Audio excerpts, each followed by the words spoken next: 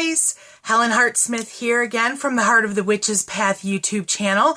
I'm coming to you today with my video response for the week 11 question for the 2016 YouTube Pagan Challenge. That's a lot to remember. And it's always fun to get it out right. This week's question, like I said, is for week 11. And the question is, what does the sun mean to you? I like that question. Kind of goes along with the moon question from last week. So I'm excited again to see what people's video responses will be like. For me, the sun is the universal archetypal manifestation of the God energy. For me, in my path, I see the moon as the goddess and I see the sun as the god. And as we travel the year, the Wheel of the Year story from one year to the next, the sun, it takes on parallel aspects with the God story as I celebrate it. And as I think it's pretty universal for, pagans, but not all. So let's kind of cover it from, we'll start with Yule. Yule is when it's on the winter solstice. It is when the god is born, the new god for that year.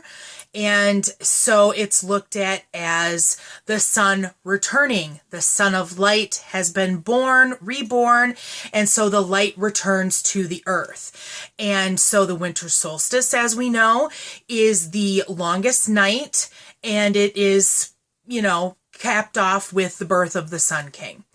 And so as the Sun King then grows quite rapidly, basically from infancy to young man, because he is a young man by the time we get to Beltane, and he and the goddess come together, and that is when the next Sun King is conceived at that time. So he does grow quite quickly through the year.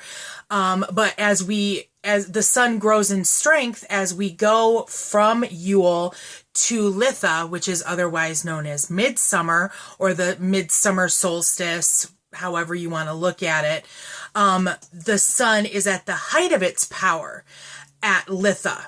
And so then we see the opposite effect, where the god is at the height of his power at Litha, and his power diminishes and he ages again, kind of rapidly, as we travel through the year, and capping off with his death at Samhain. And so I like how the sun and the moon in their travelings, how they mirror the goddess story and the god story. It just fits.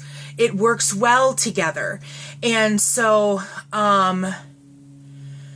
yeah, I try not to prepare for these too much, and I have to admit I'm a little distracted tonight, but I wanted to make sure to get this video recorded.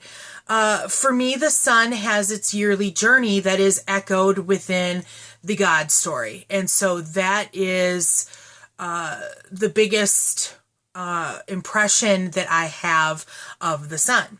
So I guess I'll leave it at that. It's kind of short, this one, but it's kind of a simplistic answer too. So I hope that you enjoyed this, and if you did, please comment below. I'd like to know if your story is different from mine, or if your views are different from mine. I'll definitely be checking out my regular peeps responses for this week's question.